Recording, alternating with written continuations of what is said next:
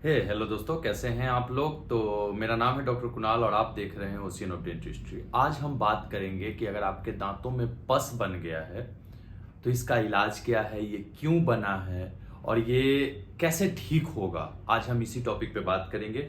तो वीडियो में अगर नए हैं तो लाइक से सब्सक्राइब जरूर कीजिएगा और बाकी आप हमें फॉलो कर सकते हैं इंस्टाग्राम पेज पे ओशियन ऑफ डेंटिस्ट्री के नाम पे। तो चलिए वीडियो की शुरुआत करते हैं। तो होता क्या है, आज के टाइम में भी डेंटल ट्रीटमेंट एक बहुत बड़ा ही इग्नोर वाले जोन में है। मतलब अगर किसी को थोड़ा बहुत दर्द होता है, आज भी मैं कमेंट्स देखता हूँ तो मुझे ऐसा लगता है कि बहुत लोगों को थोड़ा बहुत दर्द होता है तो वो दवा की दुकान पे जा करके दवा लेकर के खा लेते हैं और उससे क्या होता है कि थोड़ा बहुत जो दर्द रहता है वो सबसाइड हो जाता है, वो धीरे धीरे ठीक हो जाता है थोड़ा बहुत दर्द। और वो दर्द परमानेंट ठीक नहीं होता है, वो थोड़े दिनों के लिए बस दब जाता है, वो दर्द थोड़ा कम हो जाता है, बस यही होता है। लेकिन हम इग्नोर कर देते हैं। इसके अलावा बहुत सारे लोगों का है कि मिथ है कि भाई अगर मैंने दांत सफाई कराई तो दांत हिलने लगेंगे। ये सारी चीज़ों का मिथ है। बहुत सारे लोग कहते हैं कि डेंटिस्ट का खर्चा बहुत है। तो ये सारा रीजन है जिसकी वजह से डेंटल ट्रीटमेंट आज के टाइम में भी उतनी अवेयरनेस नहीं है डेंटल ट्रीटमेंट को लेकर के और लोगों के मन में एक मिथ साफ बचा हुआ है। ठीक है, तो होता क्या है कि जब आपके दांतों में ये जो पस बनता है, कैसे बनता है। देखिए, अगर स्टार्टिंग से ही अगर आपने ध्यान दिया होता तो ये डेंटल ट्रीटमेंट उतना कॉस्टली है नहीं। ठीक है, आपके दांतों में हल्का हल्का कालापन आया होगा अगर आपने सफाई नहीं कराई तो धीरे धीरे क्या होता है, कीड़ा लग जाता है दांतों में। और कीड़ा लग जाता है उस समय भी अगर आपने ध्यान नहीं दिया तो धीरे धीरे आपके नसों को टच करता है और नसों को टच करता है तो आरसीटी का केस बन जाता है। आपने क्या किया, हल्का सा दर्द हुआ, आरसीटी का केस बन ही गया था। हल्का सा दर्द हुआ, आपने क्या किया कि गए और काउंटर से एंटीबायोटिक खरीद के खा लिया, उससे आपके दर्द ठीक हो गए। आप गए किसी दवा की दुकान पर, उनको पता होता है कि एंटीबायोटिक दे दूंगा 2 4 10 दिन के लिए ठीक हो जाएगा, वो दर्द ठीक हो गया। आपने सोचा मेरा दांत तो ठीक हो गया और आपने छोड़ दिया।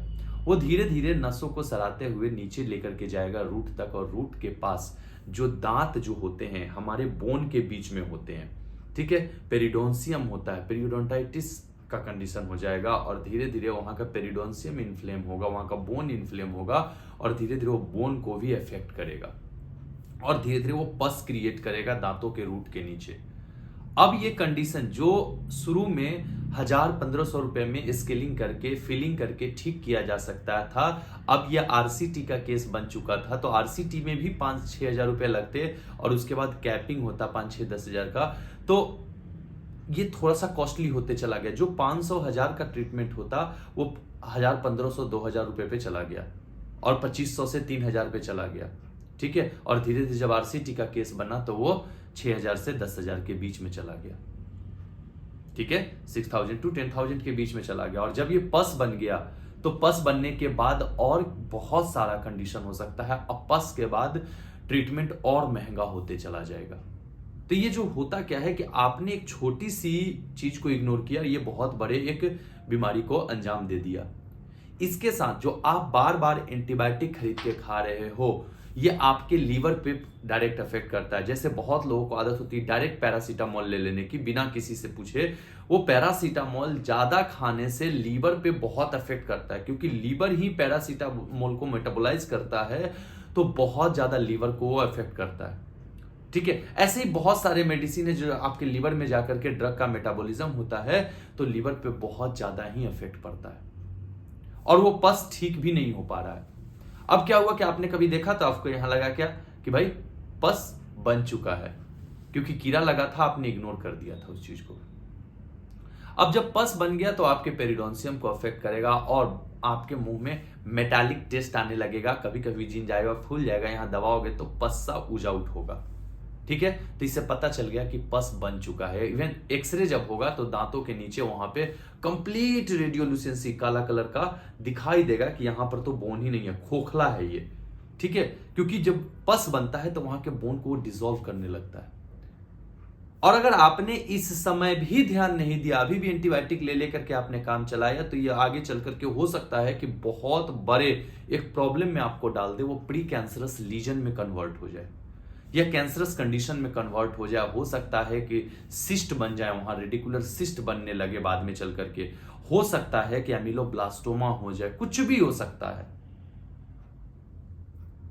ठीक है, तो ये कंडीशन कुछ भी ले जाकर के कर सकता है, बोन को डिसॉल्व करने लगेगा तो दिक्कतें आने लगेंगी। तो इसलिए ऐसी कंडीशन को इग्नोर नहीं कीजिए। अब मान लीजिए कि पस बन गया है, तो इसके लिए क्या करना होगा कि आपको अपने नजदीकी किसी डेंटल क्लिनिक पे जाकर के उनको दिखाना होगा, एक्सरे लेकर के वो चेक करेंगे। उसके बाद वो क्या करेंगे कि कुछ दिनों के लिए, 2-3 दिनों के लिए एंटीबायोटिक देंगे। जब उनको लगेगा कि अब सूख गया है, वो आरसीटी करके उस दांत को फिर से रीस्टोर करेंगे। ठीक है, रूट कैनाल ट्रीटमेंट करेंगे और उसको रीस्टोर करेंगे। और इस तरीके से ये जो आगे का जो कॉन्सिक्वेंस है बोन लॉस का, वो रुक जाएगा उसी जगह पे।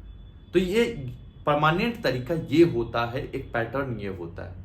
अगर आपने स्टार्टिंग में ही करा लिया होता, जो हल्का सा कीड़ा लगा था उस समय हल्का सा उसको एक्सकेवेट करके उसको हमने अगर फिल करवा लिया होता, तो क्या होता कि 1000-1500 रुपए में ही ठीक हो जाता। अब ये आरसीटी करना होगा, 10,000-15,000 रुपए खर्च होंगे, क्योंकि सिर्फ आरसीटी नहीं होता, उसके ऊपर में कैप भी लगाना पड़ता है। और कैप का मैंने एक वीडियो बना दिया था कि कैप क्यों इंपॉर्टेंट है।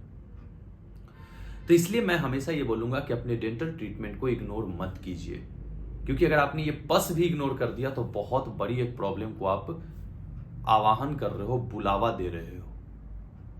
ठीक है, तो ऐसे गलतियां मत करें। बहुत सारे लोगों का कहना है कि सर आप तो डेंटिस्ट हैं, तो आप तो डेंटल ट्रीटमेंट को प्रमोट करोगे। नहीं, मैं ऐसा नहीं कह रहा हूं।